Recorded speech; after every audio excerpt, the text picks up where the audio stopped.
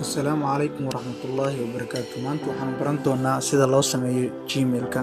Dadku badanaa ma fahansana qaabka loo sameeyo Gmail-ka. Halkan ayaan ku kala dhigdhigi doonaa insha Allah daawasho wax. Marka ugu horeysa waxaa lagaga baahan yahay horta inay browser adiga kugu jiro ayaad isticmaali doontaa. Aniga waxaan isticmaali doonaa Chrome ayaan isticmaali doonaa. Halkan ayaan ku qori doonaa gmail.com.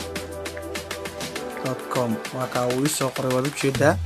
waan ku dhufanaynaa go ayaan leenahay. halkan ayuu ku keeni doonaa. kadib markuu halkan ku keenay current account baad ka dooran doontaa. for myself ka dooro.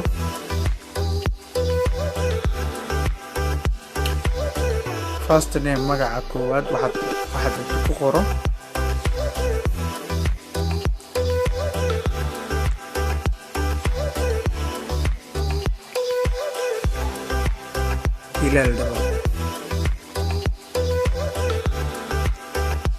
last name Yare. Okay, gudbi. Next aad leedahay. qaybtan waxa weeye waa bishii sanadkii iyo maalintii. marka maalinta waxaad kaga qoranaysaa waxaad rabtid gasho adiga. aniga labaan leeyahay. bishii waxaan leeyahay April baan leeyahay. sanadkan waxaan ka dhigan doonaa 1994.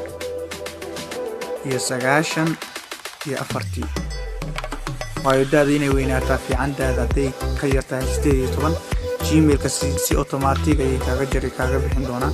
adiga mar walba waxaad ku samaysataa daa ka weyn 18 si uu kugu raago Gmail-kaaga uuna u noqdo mid tayo leh.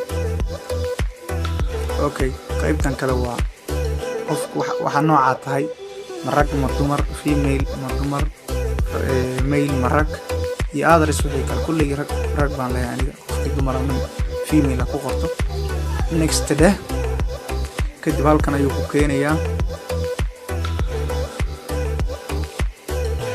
Yare Hilaalkaas. anigu isku mariyay kulli mid baan iska dooranayaa. kaa kolan iska doortay aniga qaabkaasaan ka helay Yare Hilaal in aan ku samayso Gmail-ka. adna waad ka dirtad ka dhigan kartaa. kaa baan doortay 700. kadib halkan ayaan ku dhufan doonaa. password buu ku leeyahay. password gasho. marka password-ka waxaad leedahay nin walba wuxuu rabaa gashto.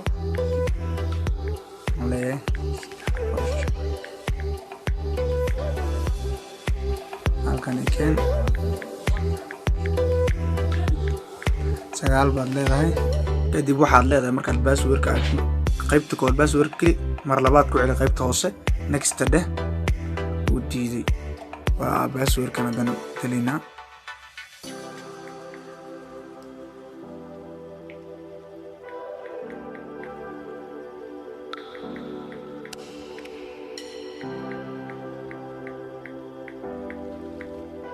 ayaan leeyahay.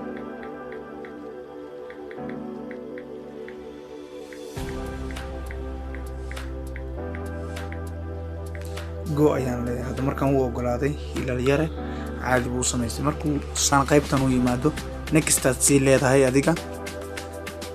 halkan ayuu ku keenayaa grade. xagga hoosaad tegaysaa kor baad iskaga riixaysaa. xagga hoosaad imaanaysaa grade aad leedahay. grade waad ku dhufanaysaa markaan uu kuu samaysan yahay Gmail-kaaga. wabillahi tawfiiq.